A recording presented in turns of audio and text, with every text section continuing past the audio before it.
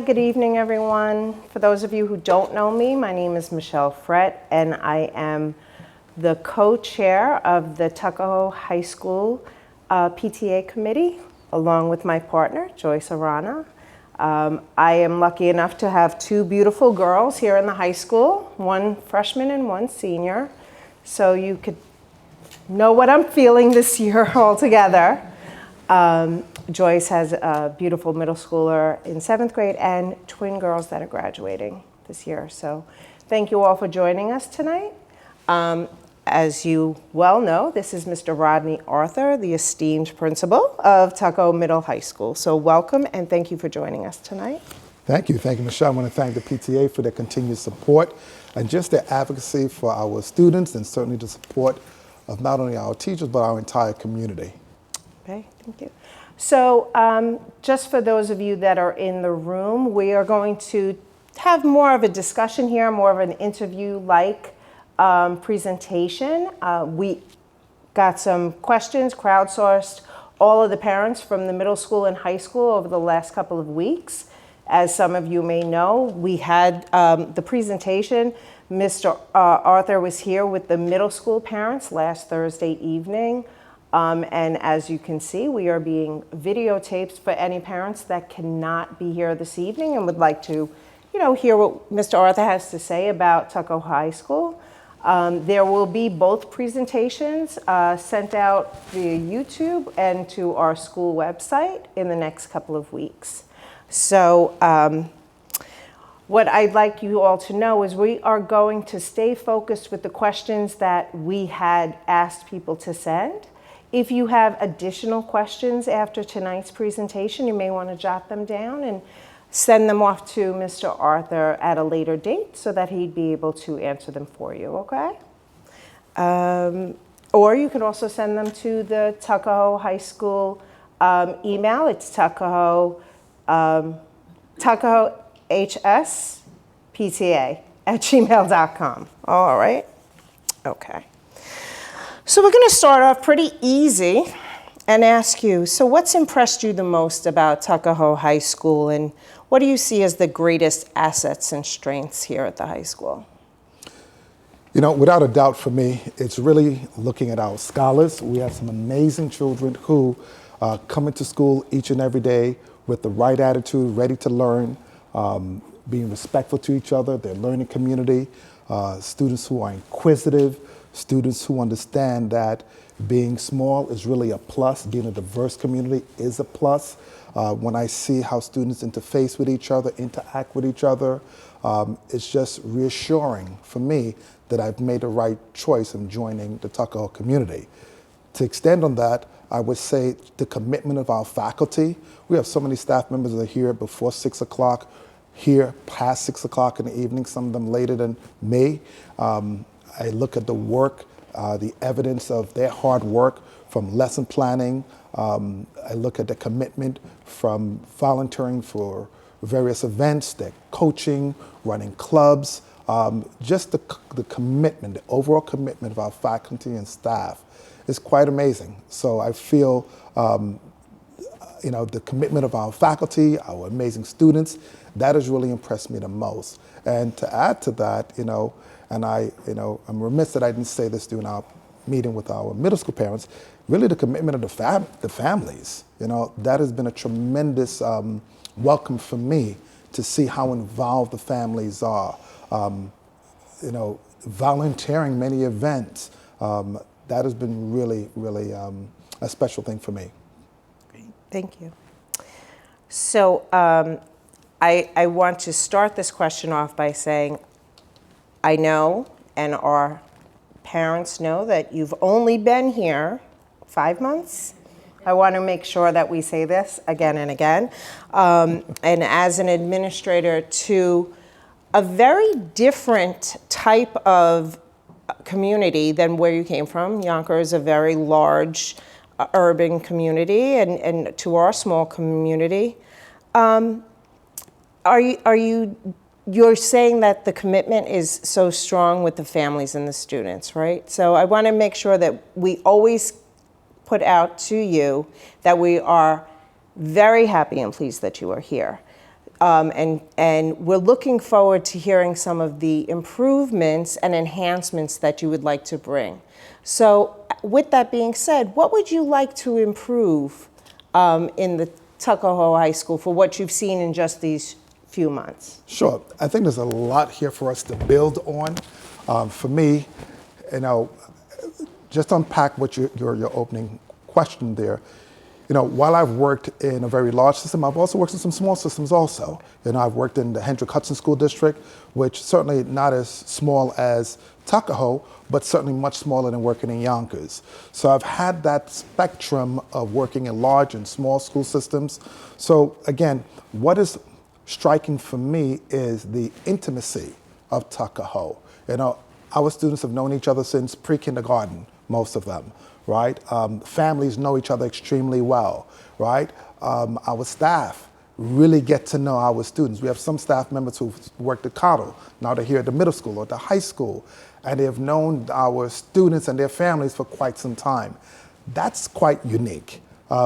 So to answer your question in terms of my vision, some things that I would like to build on, to me, as principal, my role is to make sure, number one, creating an environment, motivating my staff so that we can really prepare our students to be competitive, right? And be able to have the choice, right, to either go to college, go to work if they choose to pursue a career, or pursue a military, but still leave here with skills where their future is not determined by the lack of academic preparation, and that they are well prepared so they can make the choice, not have the choice make for them. So that being said, what does that look like? That looks like making sure that we are offering our students, all students, a robust education. No matter if a child has a disability with an IEP or a 504 accommodation plan, or whether or not a child is one who is an accelerated student, or a student who really want to challenge themselves in a way that prepares them to get into a top tier college. So our responsibility, my role, is to make sure that I'm leading and creating an environment where we can meet students where they are and really prepare them for excellence, in particular academic excellence. So what does that look like even further? So one of the things that I've done so far is really work quite collaboratively with not just our staff, but our director of curriculum and our superintendent of schools. So looking at our curriculum, our offering, comparing what we're offering to local school districts, right, and beyond. So we can make sure that our students, like I said, are being competitive. So next year we plan, right now we have 13 AP classes that we offer. Next year we're looking at offering 3 additional APs, right? Because we want to make sure that the students are being prepared. Our expectation is that all students should be exposed to the curriculum that's offered in the AP class, right? Tuckahoe, which is very different from some other schools, we have open enrollment for AP classes. So students can enroll and challenge themselves. That is not the way it's done in other places, right? There's usually a criteria for students to take an AP course.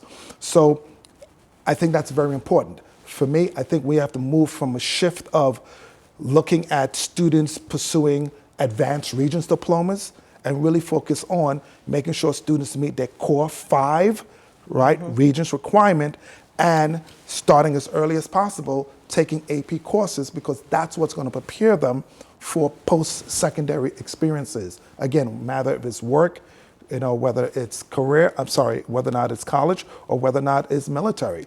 So we're looking at that. We're also looking at courses that we need to update curriculum, to be quite frank with you. We're also looking at offering 4 new science electives next year. So really looking at what we're teaching, how we're teaching, our teaching methodologies. Like I said, I'm in classrooms every day. We're providing a lot of professional development.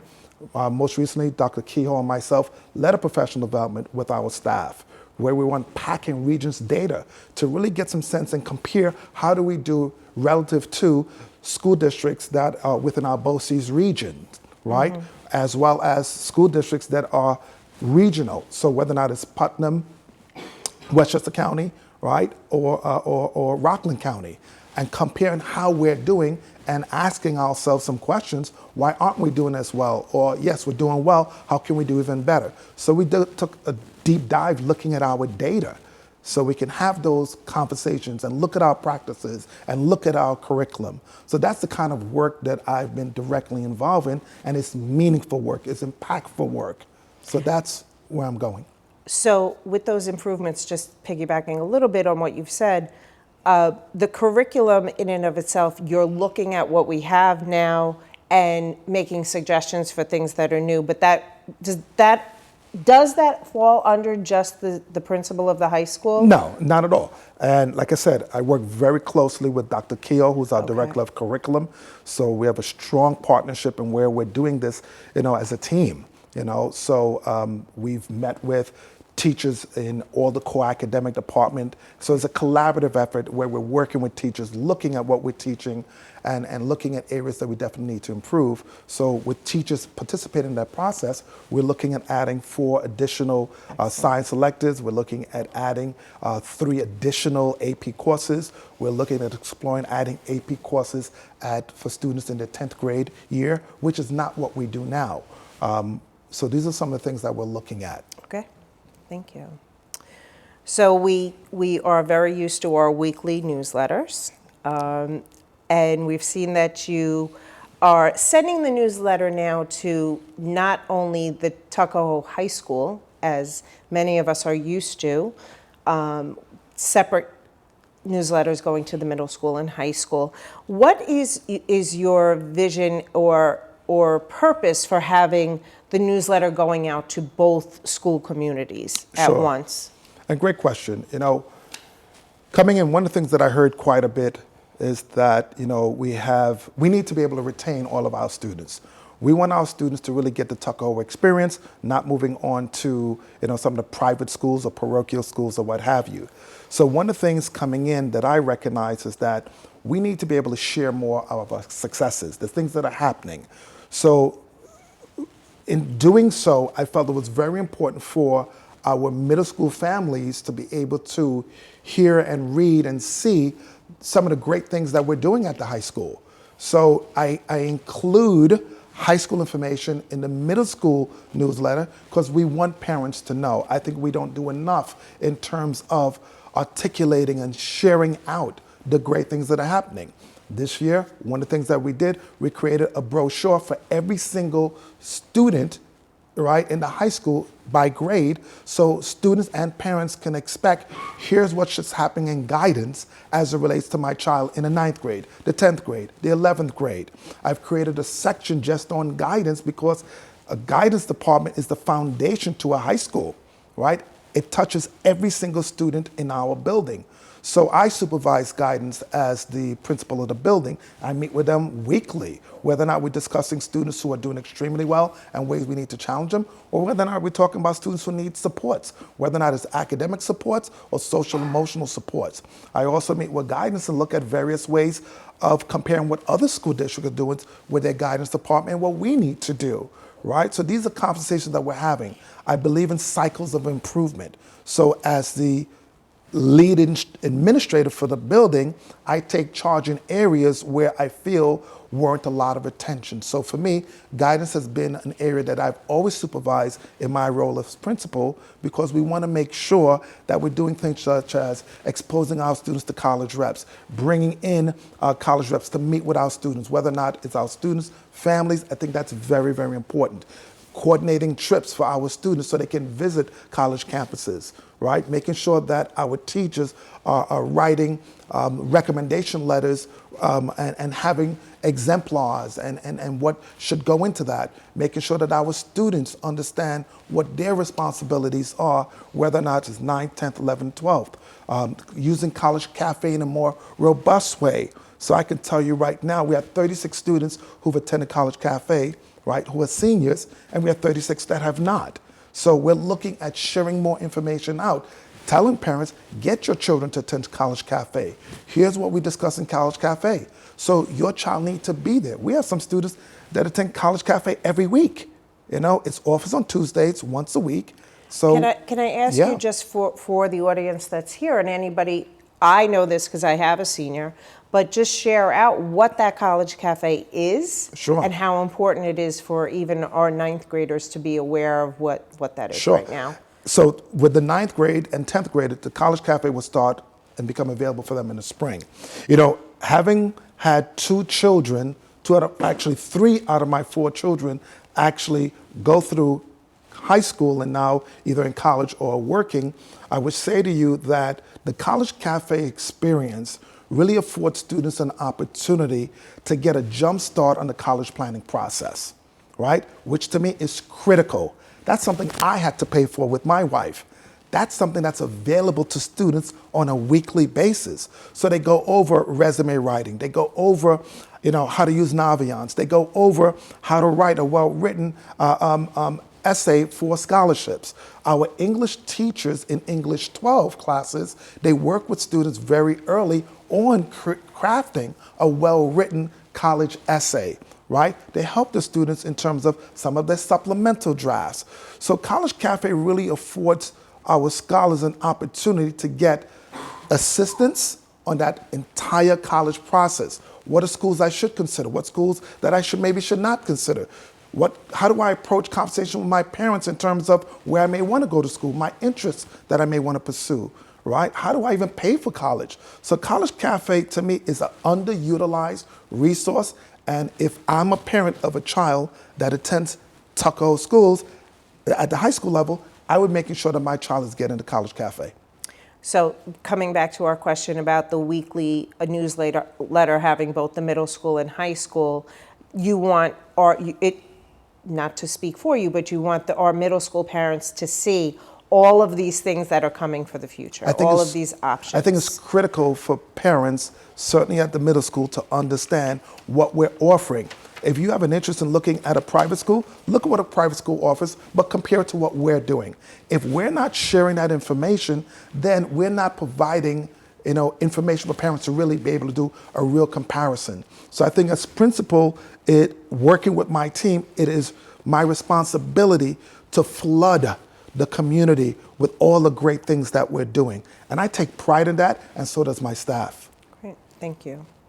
So you touched a little bit on some of the advanced courses that are offered and that you're looking to add a few more.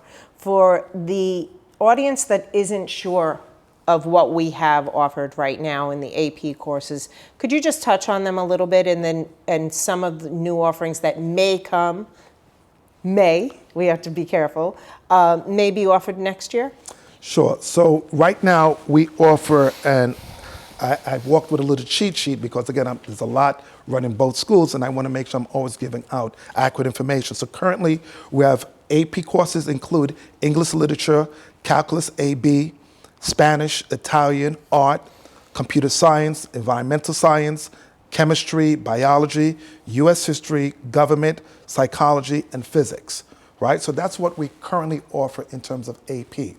So a number of high schools offer also AP language, right? English language. So we're also looking to offer that next year, right? So we're exploring a few options, right? There's going to be some changes that we'd have to make, and I'll share more of that once that's solidified in terms of, we have a 9th grade English honors, a 10th grade English honors. Then we'd like to be able to have students start that AP track in 11th grade, continue that in the 12th grade along the lines of English. In social studies, we're definitely looking at offering an AP class in the 10th grade. So again, students are constantly being challenged. In science, we are exploring, like I said, offering some additional courses, elective courses, and we are considering the possibility of adding an AP course. We're trying to do things that are budget neutral, right? So we're trying to be as creative that we can. In math, we definitely look at offering an AP stats class, which we do not offer now. We offer a stats class, but not an AP stats class. So we're looking and exploring and comparing what other school districts are doing because we want to be competitive. And not only that, but we want to make sure that our students have choice. They have options, right? So they can ultimately be prepared to pursue their interests and pursue things beyond high school that's going to really make sure that they do well. And I think we owe it that to our children. So I know AP courses, advanced placement courses, For those of us parents that for the first time have heard this, Sure. what benefits do AP courses offer our children? What does that do? Sure, thank you for the question. So AP courses are college level courses. And so when you think about a high school, most high schools, especially in New York State, offer Regents level courses. Some may offer some college courses, what they call dual enrollment classes. So they may have a partnership with Westchester Community College or Syracuse University, Albany University, and they may offer a course through that university, but taught by one of their teachers, okay? It's not an AP class, but it is a college course. In addition to that, some high schools offer AP courses. AP courses are regulated by the College Board. These are courses that are college courses offered at high school. Students do have to take an assessment at the end of the year, an AP test, again, provided through the College Board. And if students achieve between a 3 and a 5, the highest you can have is a 5, the lowest is a 1, so the rating scale is from a 1 to 5. If a student score between a 3 and a 5, a few things can benefit them. Depending on the school that they're applying to, they can receive college credit for that AP course.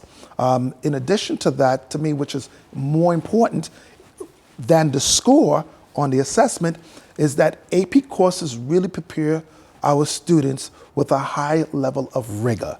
So the transition from high school to college becomes smooth because the depth of knowledge that's required, the level of reading that's required, the type of responses that are required, the extended responses, right? So both of my two middle daughters took AP courses. You know, they were writing 10 to 15 page papers, right?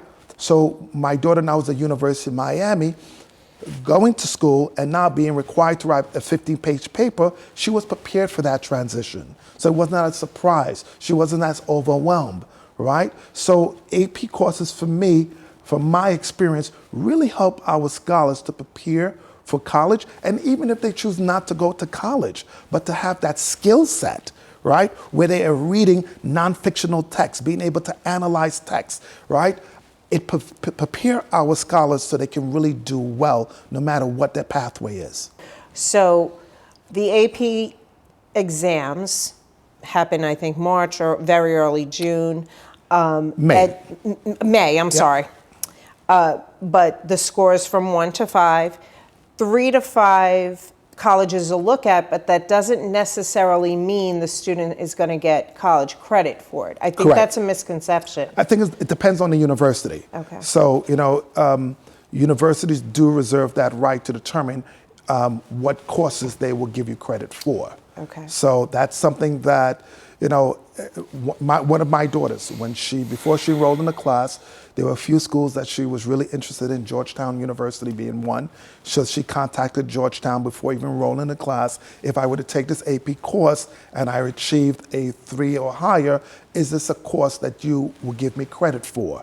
So it's important, and I don't think a lot of parents may be aware of that, or Definitely. students. So it's what we're encouraging students to do, just to be well informed, right? I think I'm parent of a senior, and I thought if she got a 3, she's going to get the credit. But thank you for clarifying that. I think that's a very important thing for the families to know, and really to talk to our guidance counselors for our students to get more informed about that. That's a big deal. If I can just stay on that for a sec, you know, one of the things that I'm a big promoter of is student agency. I think it's critically important for us to empower our students so that they have the tools to know what questions to ask, right, and who to ask them to. So that's very important. And some of that come out of the college cafe. So these are conversations that I have with our school counselors to make sure that we're really preparing our students to be independent thinkers, right? The other benefit I wanted to add to AP courses, you take a university like Binghamton as an example. 1 year at Binghamton costs $28,000. So if a child, depending on the number of AP courses that they take, you know, let's say a child leaves here with, let's say 30 AP credits. That's a whole semester, 2 semesters at a Binghamton University, that's paid for if all those credits were accepted, all right? So that's $28,000 less of a tuition that you would have to pay. So it is financially beneficial to take AP courses also, and for students to understand not only the benefits, but understand that how AP courses will prepare them for life beyond high school. Thank you. Sure. That's important. That's for all of our students, right? 9th through 12th. So switching gears a little bit, but pretty important for all of our teenagers. How are the students in the high school being taught proper social media etiquette and what's appropriate for their age? And are there different approaches in the high school from 9th grade to 12th grade on how not only you as the school leader, but the classroom teachers are speaking to the students about their social media profiles, for instance? Because I heard a little bit about this with the college application process as well. So what's Sure. that look like? So what I would share with you, most high schools, I believe, take this approach, and certainly we do. So our scholars hear it from multiple individuals and at different levels. So from our orientation with our 6th graders coming in, our 9th graders, we also did what we call a DASA assembly, Dignity for All Students Act. In that assembly, which all grades participated, we also discussed issues related to social media, making sure that our scholars understand that what you put out on social media can impact you in significant ways. Our school councils also have these conversations with our scholars because there's so many colleges now that do take a look at students' social profile to make sure that students who are coming into the university really present themselves in a manner consistent with their norms and expectations and what have you. So they're hearing it from the school counselors. They're also hearing it from their classroom teachers, right? To make sure that they understand what's acceptable, what's not acceptable. Just going back to the DAS assembly, we also unpack the code of conduct, where we do talk about, again, social medias, or let's say the pitfalls of social media.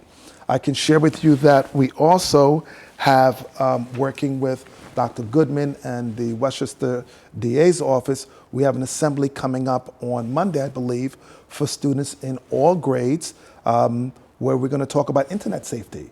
And I believe one of our parents will be leading that workshop, who, again, has that background knowledge. My understanding, working with the PTA, there's also going to be a presentation at the PTA for parents. So there are multiple ways we're trying to get that message across.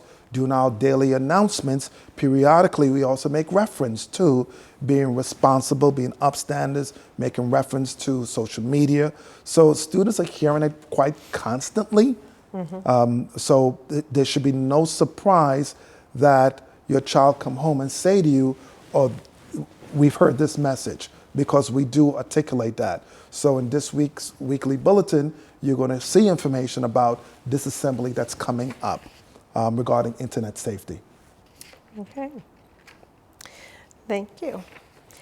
So as I said earlier, we asked our crowd, or we asked our high school parents for these questions. And fortunately or unfortunately, we did not get as many as we would have liked from our high school parents, and maybe because we feel we've been around quite a bit for some.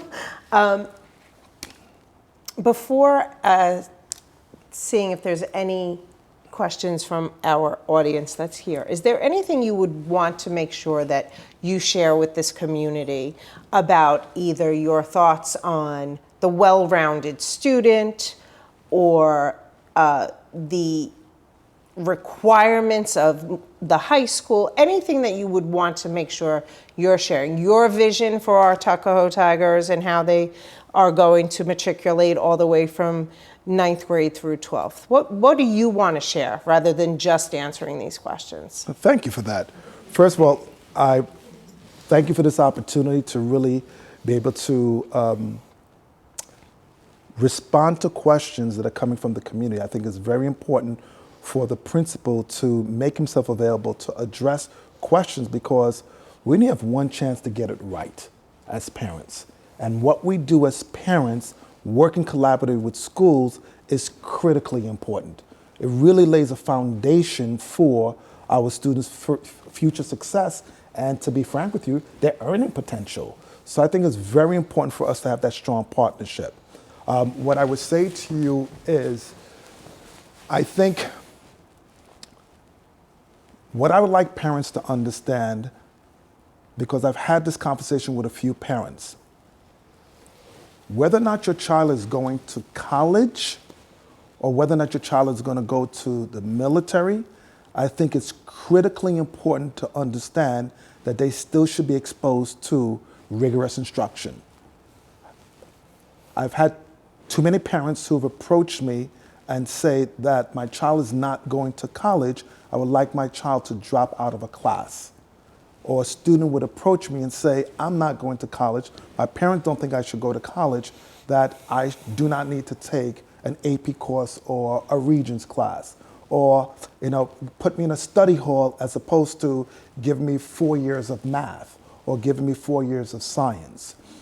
So I need parents to understand that as the leader of the school, the middle school, high school, working collaboratively with my colleagues, that my role is to prepare students for excellence. And in doing so, that it may not always be the outcome that you're looking for, in that, I may not agree to your child dropping from a class, because, we want to make sure every student leaves here prepared.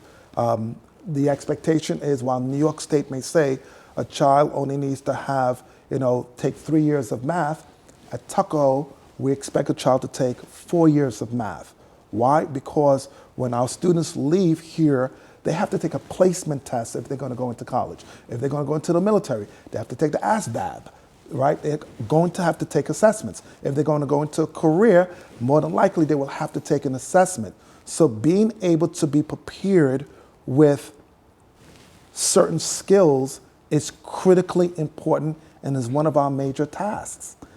So I want to stress the importance of parents helping embrace the idea of preparing students for academic excellence is critically important, and it's part of our foundation as a school. So I just really want to stress that. By no means do we want any child to be in a situation where they break down emotionally because they're just overwhelmed. That's not what I'm talking about. I shared openly that I have a daughter who experienced some mental health issues, so I'm very sensitive to children who have certain struggles, right? But we take a well-rounded approach to make sure we meet students where they are, support them, and get them across that finish line so that they have an opportunity to make choice, not have the choice made for them. I will also add that we have a wonderful community. I am so happy by so many of the initiatives that I see. We are a small school, but we have such a big spirit and what we offer. I know a number of small schools such as Haldane. I don't think any of these schools compare with some of the offerings that we offer, especially sports, clubs. We have over 40 clubs. I've never seen anything like that. You have large schools that don't have that kind of offering. I mentioned the PTA before. I've worked in large school districts, do not have the kind of collective ownership that comes from the PTA. So if you're a parent that you're not involved in the PTA, get involved in the PTA, right? Let your actions reflect what you articulate. That's critically important. Our students need it, our teachers need the support, and it's important for you to get on board to support the community. Finally, I would say this. We have dedicated staff who come in every day prepared to give our students the best. It is welcoming for a teacher. If there are concerns, reach out to the teacher and ask those clarifying questions. If there's some things that are not being addressed in a way that you think they should, reach out to the building principal, reach out to the assistant principals. We work collectively to support all of our learners. So please follow up with teachers, work with us, and we're here to support all of our scholars. Thank you. I would like to say, just as a fellow educator, I've used that all the time. If we have concerns or questions, our first, besides just going to the teachers, we really need to reach out to you as the building leader before reaching out to the curriculum instruction, to Chris, to Amy. I know we use first names here, which is great, but the protocol really should be, if there are concerns or questions, to contact you directly would be the best way to have those questions answered? Yeah, I mean, if it's a building-related issue, it should start with the building. No matter if it's at Cottle, no matter if it's at the middle school, high school, right? Start with the building. So we certainly are very responsive. I don't think there's a parent who can say they've emailed certainly me and I haven't gotten back to them either that night or the following day. So we take that very seriously. So the protocol is definitely start with the building. If there are questions directly regarding your child's academic performance, reach out to the classroom teacher, right? If there's an issue there, reach out to the building administrator, and we certainly will get back to you and ultimately try to make sure that we are meeting the needs. We believe in providing service, so we're service oriented. And that's a message to my staff that I've delivered from day one. I think we have time for maybe one or two questions from anyone that's here in the audience. I just want to caution us on our time.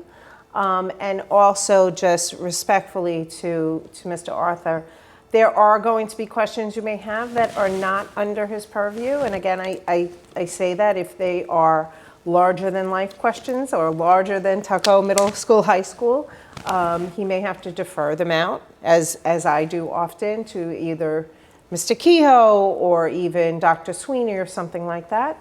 But please take this time, and if anybody does have a question that you feel is building based, please raise a hand or. Wow, no questions? I was going to say. Sue? Thank you for this forum. Could you comment on what role you see the high school providing to children in terms of emotional and mental well-being?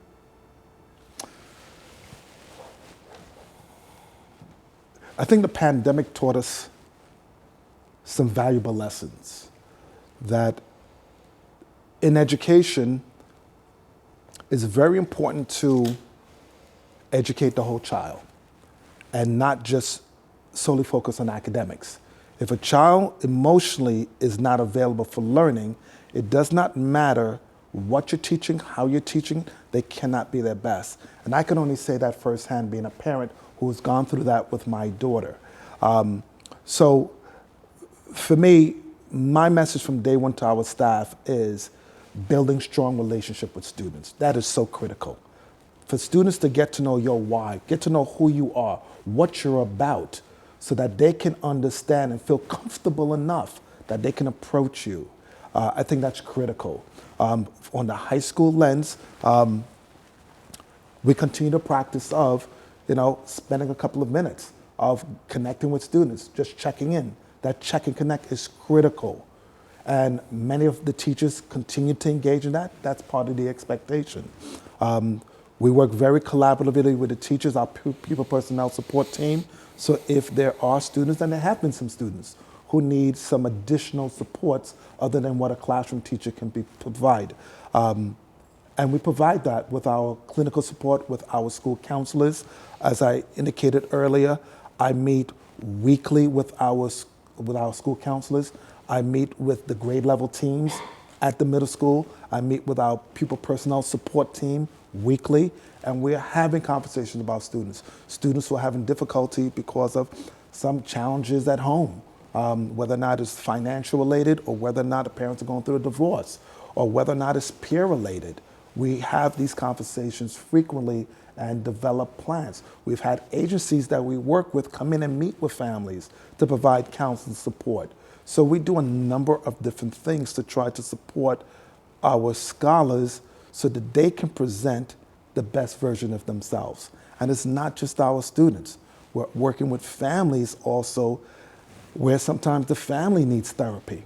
So there's a number of things that we're doing to support our students and families in that regard. Anyone else? I would like to introduce Miss Peggy Angello, our PTA president, who is here in the audience with us. Peggy, thank you for joining us today, and you have a few things to share. And I'd like to thank Michele, Joyce, Gary, our communications department, because it takes a lot of work to put this together. Mr. Arthur, who lives quite far, for staying, so I appreciate that, and being so transparent and obviously sharing your vision. And like Michele said, you've been here for a short time, but I think you've already put out a lot of great things. Just to plug a PTA event, we will be having, the DA is going to come and speak to the parents on the 28th. Start going out tomorrow about that. So what the students are going to hear in school on Monday, they're going to take it to an adult conversation in the evening. So hopefully it works with that. But thank you. And thank you for attending. And thank you for your time. Thank you.